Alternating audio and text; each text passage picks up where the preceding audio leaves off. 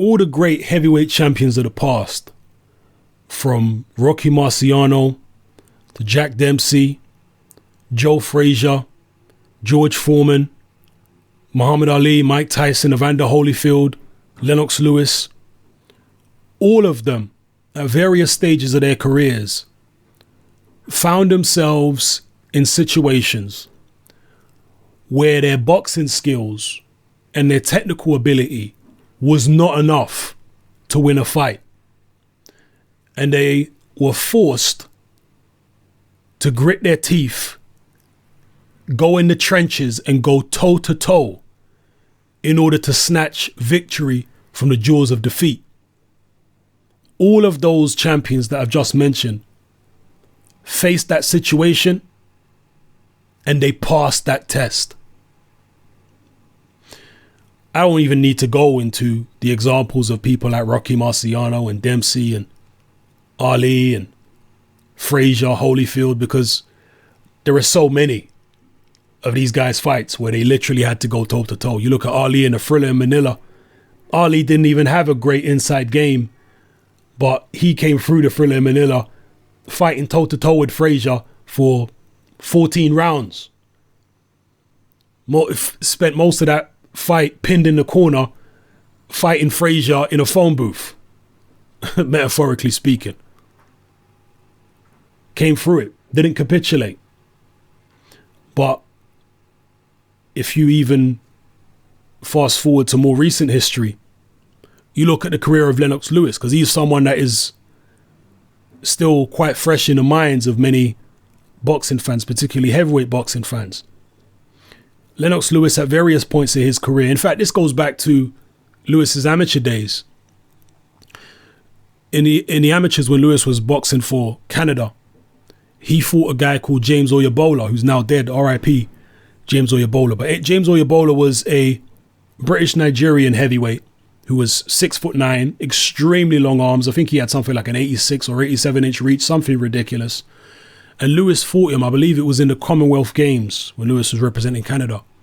And Lewis actually spoke about this. He wrote about this in his autobiography. And the fight is on YouTube. You can go watch it. And he said the first round he came out against Oyebola and the guy was so tall, his arms were so long. Lewis realized, look, there's no way I'm going to outbox this guy. I'm going to have to go on the inside. I think the word he referred to, or the term he referred to, was something like commando style or Rocky style or something like that. I'm just going to have to basically take it to him and turn it into a brawl. And he did that against Oyebola and managed to stop him. And as a professional, Lewis had toe-to-toe fights.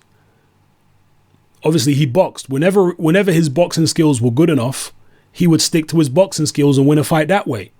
But when his boxing skills wouldn't get him through a fight, when they weren't enough, he didn't just stand back and allow himself to get outpointed or beaten. He took it to the guy. When he fought Shannon Briggs was too fast for Lewis.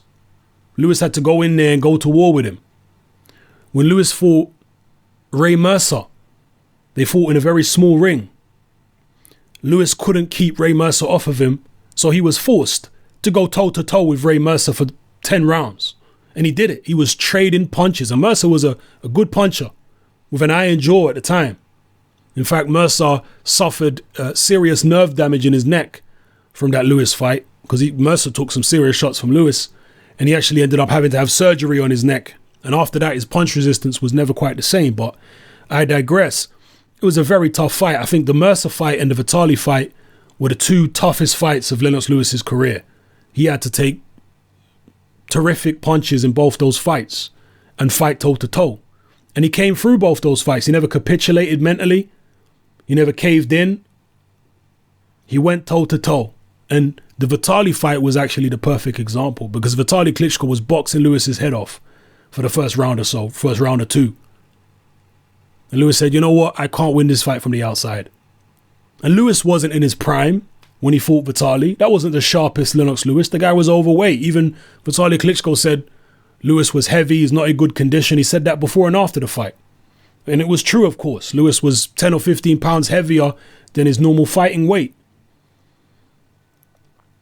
So He wasn't particularly sharp that night. But he felt, you know what? The only way I'm going to win this fight is I have to take it to him. I'm going to have to turn it into a war because I'm not going to outbox this guy. So out of all the champions I've mentioned, and using Lewis as the prime example, they all faced a situation where their boxing skills were not enough to win a fight. And they had to go to plan B and take it to their opponent to win. Wladimir Klitschko faced that situation this last weekend against Tyson Fury. Wladimir Klitschko did not pass the test. Instead of taking it to Fury and actually doing something which he doesn't like doing, which is fight on the inside, throw some body shots, get your hands up, get your chin down, go in and have a go. Instead of doing that, he went out with a whimper.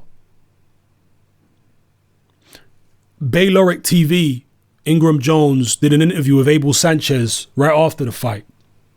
And Abel Sanchez said, you can go watch it. Those of you who are familiar with Bayloric TV or Ingram Jones, go watch it. Go watch his interview with Abel Sanchez after the Klitschko-Fury fight. And Abel Sanchez said, whenever Klitschko feels a threat in any fight, he don't want to throw punches. Whenever his boxing skills haven't been enough, he loses. That's what happened in the Russ Purity fight. He could keep Purity away for most of the fight, but late in the fight when he got tired and he was losing his shape and his boxing construct was no longer intact, it turned into a war and Wladimir Klitschko collapsed. Same thing happened in Lamont Brewster fight. When it turned into an actual fight, Wladimir failed. And again, here in the Fury fight, the only way that Klitschko was going to win that fight is if he turned it into a war. That's the only way. But he has such a lack of confidence in himself of actually winning a real fight, a toe-to-toe fight, that he didn't even want to do that. He didn't even want to go for it. Had it been a Lennox Lewis in there, Lewis would have gone for it. He wouldn't just stay back getting jabbed all night. He would have gone for it. He did it in many fights against Michael Grant. He didn't even give Michael Grant the opportunity to box him at long range because Grant was taller with longer arms and Lewis was like, to hell with that. I'm just going straight for you. I'm taking you into the trenches. I'm hitting you with uppercuts on the inside. I'm going for you. I'm throwing loads of punches. He did the same with Henry Akinwande, another guy that was taller than him with big long arms. Lewis was like, man, you ain't going to outbox me. I'm just going to come for you. I'm going to put my hands up and we're going to go to war. That was what was required of Wladimir Klitschko last weekend to keep his titles. Couldn't pass the test. All the other great heavyweight champions I mentioned in the past did pass that test. Wladimir didn't. Doesn't have the heart. If he's going to fight Tyson Fury a second time, the only way he's going to beat Fury, because Fury's going to be better next time out, the only way he's going to beat him is if Fury gets overconfident, because, Fury showboating and all this, and also Fury's been saying that Wladimir couldn't hurt him in the fight. Let me tell you something. Wladimir never caught Tyson Fury with his full power. That's one thing I can guarantee you. He caught him with some shots here and there, but they were not the real full power of Wladimir Klitschko. If he had caught Tyson Fury full power, believe you me, Tyson Fury would have been on the floor. But Klitschko was so tentative with his punches, particularly after a few rounds, that he wasn't even even when he was throwing, he wasn't really committing properly.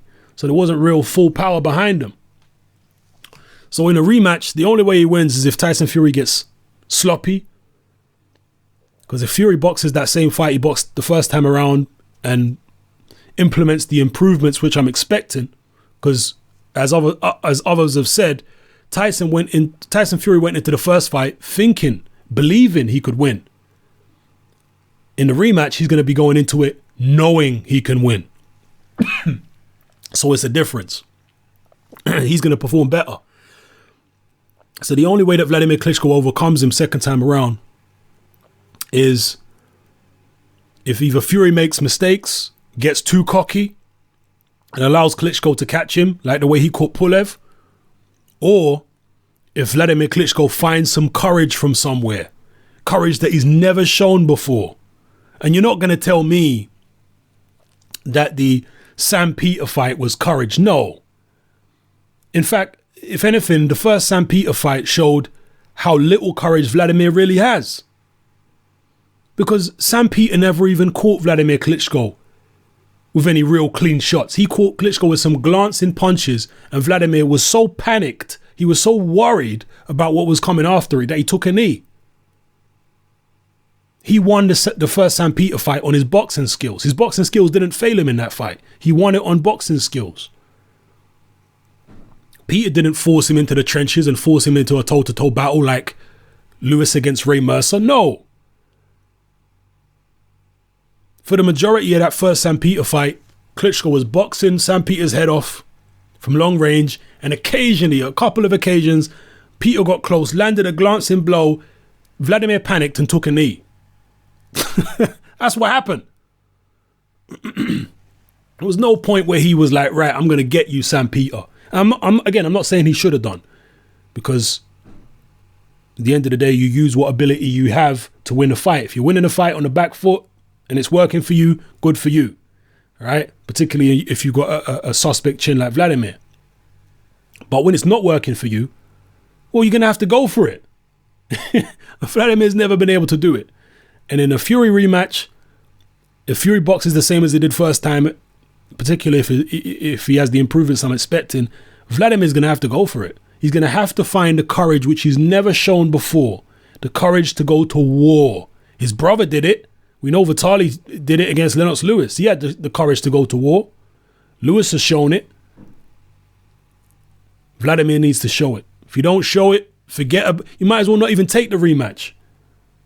You know, if Klitschko's going to go into it thinking, oh, I'm going to try a boxer, going to do it, don't even take the rematch. You're going to lose even worse than you did first time. You have to be willing to go in there and take Fury to war. Manny Stewart always said that Wladimir Klitschko is the most talented heavyweight he's trained. But he said Lennox Lewis was the greater heavyweight because Lewis was able to implement things in the ring and adapt himself to any situation. Whereas Wladimir leaves so much stuff in the gym and he's afraid to do the stuff that he does in the gym in the ring. He boxes within himself. Even when he's losing a fight, Wladimir, like in the Fury fight, even when he's losing, he's afraid to come out of his shell to save his titles. Now, there have been occasions throughout history of boxing where a fighter that isn't known to have a great fighting heart does, for one particular fight, manage to find some courage and do what they've never done before. Buster Douglas, throughout most of his career, was considered a guy that don't really have much fighting heart. But against Mike Tyson, obviously he was emotionally charged because his mom had died a couple weeks earlier. But because of that, he found the courage that he'd been lacking for most of his boxing career. And that allowed him, combined with his ability, that allowed him to beat Mike Tyson. In more recent times, Victor Ortiz, a guy who quit against Marcos Maidana, a guy who's quit since then as well. In one particular fight against Andre Berto, the first time he fought for the world title, he found some heart. And that was enough to lift that WBC welterweight title at that particular point in time. Can Wladimir Klitschko have a performance like that? Can he actually find the heart necessary to beat Fury in a rematch? We'll see. Well, all these years that I've been talking about Wladimir being insecure, all the pre-fight antics that you saw going into the Fury fight, the ridiculous padding in the ring, which is absolutely absurd. Vladimir's been training in a ring with all that padding, so he's used to it. Fury wasn't. Go look at the videos of Tyson Fury's toes after the fight. They're on IFL TV. Fury's skin on the bottom of his feet was ripped to pieces because fighting on such a soft canvas, they only had one layer of the padding removed. There were still two other layers of very thick padding, okay, underneath that canvas. So it was still a much softer canvas than Fury was used to fighting on, despite the fact that he had one of the layers removed. And because of such a soft canvas, it was creating extra friction in Fury's boxing boots, between his boots and his feet. And he ripped the bottom of his feet to pieces. The skin was all hanging off his toes. It was disgusting. And that video's on IFL TV. All right, this is what this is the shithousery that Wladimir Klitschko was up to. Trying to handicap Tyson Fury. Also the nonsense with the gloves. Fury wasn't even fighting in the gloves that he wanted. He was fighting in very uncomfortable gloves. They tried to mess Tyson Fury around with the hand wraps, not allowing Fury's team to watch Wladimir wrap his hands. Then there was the pullout, obviously. All of these things were signs of weakness in Wladimir Klitschko. If only you'd opened your eyes and stopped buying into this crap that Wladimir Klitschko is this tall, supreme guy and blah, blah, blah, honorable champion and all this nonsense. Nah, Wladimir is one of the dirtiest guys out of the heavyweight champions I've seen. And I've seen some dirty fighters out there. Wladimir Klitschko is one of the dirtiest because his dirty fighting is not only confined to the ring, but it's also the pre-fight stuff that he does. Trying to stack everything in his favor and do all these dirty tricks before the fight to try and give himself an advantage. This guy's one of the dirtiest, and even in the ring. For those of you who ain't seen it, go type in Wladimir Klitschko headbutt, where he don't do like, it's not like he's recklessly using his head. No, because some people like Tim Bradley, for example, or they say he's a headbutter, he headbutts people. No. Tim Bradley is a bit reckless with his head. He's a short guy, so he comes down with his head down and he's hitting you to the body. That can happen. So he's not watching where his head is going, but he's not intentionally trying to launch at you, Victor Ortiz style, and headbutt you. Well, Wladimir Klitschko did do that against Tyson Fury. Go look at the video. He launched his head into Tyson Fury's face, Victor Ortiz style. It wasn't just, reckless use of the head. It was a deliberate attempt to damage Tyson Fury with a launch and a headbutt. And this is the guy that you've been calling all these years, this honorable, respectable champion. Wladimir in many ways is a fraud. His persona, a lot of it is just totally fraudulent. And he's actually a nasty piece of work in many ways, Wladimir Klitschko. A weasel of a man in many ways. Yes, a supreme athlete, a supreme fighter, so talented, power, speed, technique, everything. But internally, he's never been impressive to me in terms of his heart or his mentality at all. Not at all. But he's going to have to be. He's going to have to find some integrity and some courage if he's open to beat Tyson Fury in a rematch. And we'll see if he can. And if he can, he might be able to redeem himself in terms of his legacy. Because Wladimir Klitschko, although he's been on this long run, he hasn't been undisputed champion for most of his long run, and he hasn't fought in a particularly strong era. I mean, just now, the heavyweight division's starting to get a little bit better. But before Tyson Fury and Joshua and Joseph Parker and all this current crop of young heavyweights came along, the heavyweight division was dead for years. You had Klitschko and Hay, and everyone else was, Povetkin, I suppose, is a good fighter. But certainly when you look, and Wladimir won that fight by fouling the hell out of Povetkin. Flipping hell, if you had a referee with any integrity, Wladimir would have lost that fight via disqualification. Real talk. So when you look at Wladimir's actual resume and look at his fights, this guy's not one of the greatest of all time. Based on who he's actually beat and the manner of which he's beaten him. No way. He's fought a poor level of opposition in a poor era. And the time when he came across a good fighter in Povetkin, right? Povetkin's no all-time great, but he's a good fighter. He fouled the hell out of him. And he fought in a manner which would have got him disqualified had there been a referee with any integrity. I mean, he fought the way that Akinwande fought against Lennox Lewis. And Akinwande got disqualified, and rightfully so, against Lennox Lewis. Klitschko fought that way against Povetkin, and he got a unanimous decision. Imagine it. So, yeah, his legacy is, in my opinion, poor. A long reign, yes. And you can't take nothing away from him for a long reign against the opposition that he has beat.